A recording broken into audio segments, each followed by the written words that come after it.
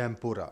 Originating in Japan in the 16th century, but actually developed by mercenaries who were from Portugal. Tempura actually comes from the word tempora, which in Latin refers to the period of time during fasting, as the Portuguese were Catholics. Fast forward another century, and the Japanese perfected this technique. As food carts gained popularity, this item was high in demand. Traditionally, cold water was mixed into the flour, reducing gluten activation, resulting in a crispy melt-in-your-mouth texture. However, this lesson doesn't simply showcase tempura and isn't necessarily its focus. What we really want to learn today is the battering process, as well as how heat control truly affects the end product. Essentially, we'll be frying our tempura using 3 separate temperatures and seeing what the end result will be.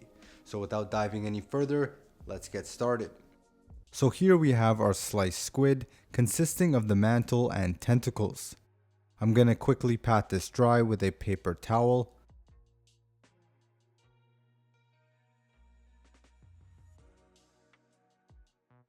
And next we have our squeeze bottle, which we'll be using for the aioli. A trick to get a wider opening is to simply cut the tip off with shears. Next, using a jar spatula, we can easily add the aioli into the bottle.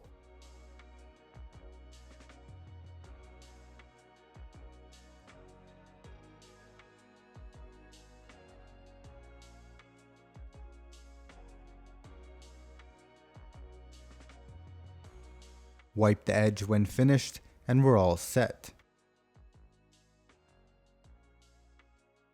Now for our tempura batter, in a mixing bowl, add 1 cup of flour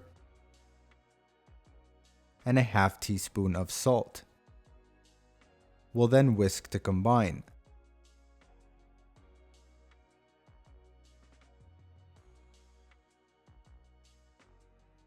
Now add 1 cup of soda water, and I'll mix this until we get a runny consistency but still somewhat chunky.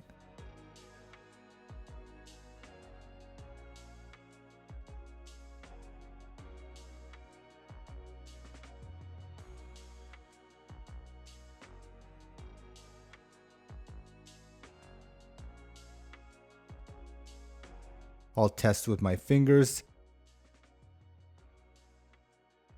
and I'll mix a little more.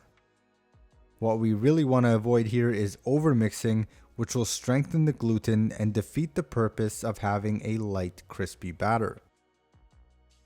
And this is perfect. The batter is runny but not too thin, and also slightly chunky. Next, we'll coat our squid in some all-purpose flour.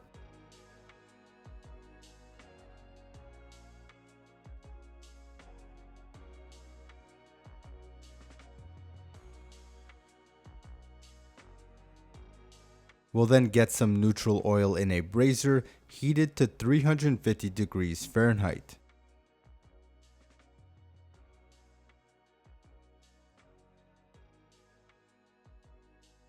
We'll then shake off any excess flour, add the squid to our batter,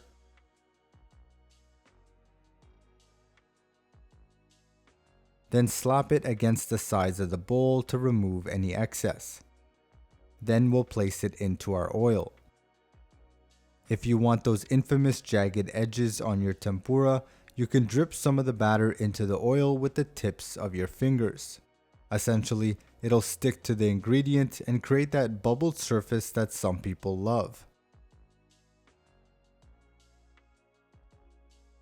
Now if you want an all-white tempura, then you'll need to watch your heat and adjust it to around 325 degrees Fahrenheit.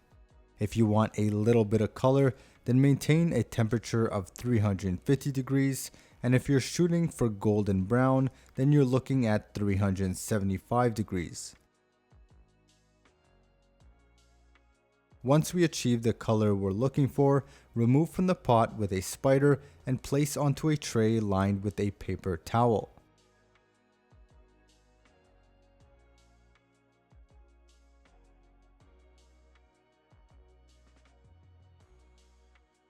Now with this batch, I'll maintain a lower temperature at 325, which will achieve that typical shade of white you see with tempura.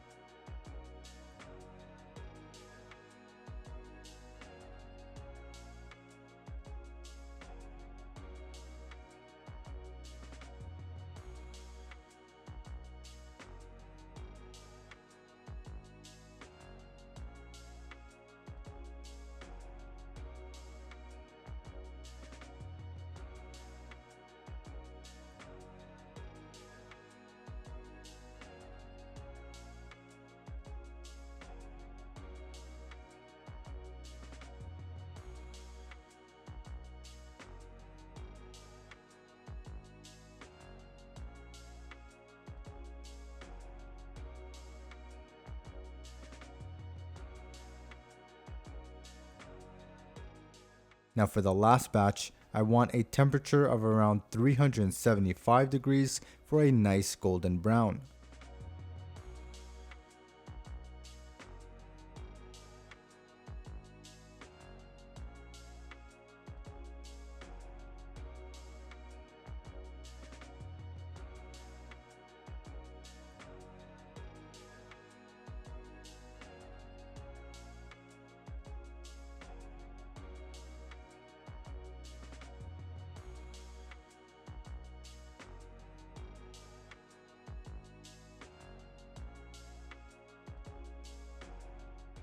So there we have it.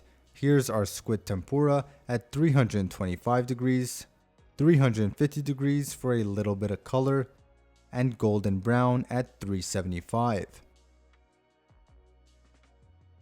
I'll arrange these onto a plate and dot with the aioli.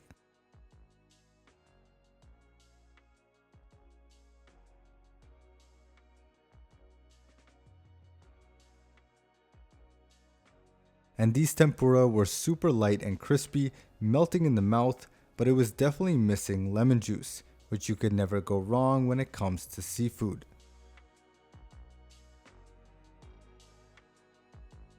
So that is how you batter and fry pretty much anything. Now another tip for those jagged edges and a more crispy batter is to add cornstarch or even better, potato starch. This will also inhibit browning for that traditional tempura look, but for the purpose of this lesson, we left it out. Learning how to batter and fry will allow you to play with textural components on your dish. Remember, fried items don't necessarily have to stand alone. For example, tempura fried zucchini would go really well with seared sea bass. Pair this with a remoulade and have a delicious plate of food. In the next lesson, we'll prepare a more refined dish using a technique that perfectly complements the squid. See you there.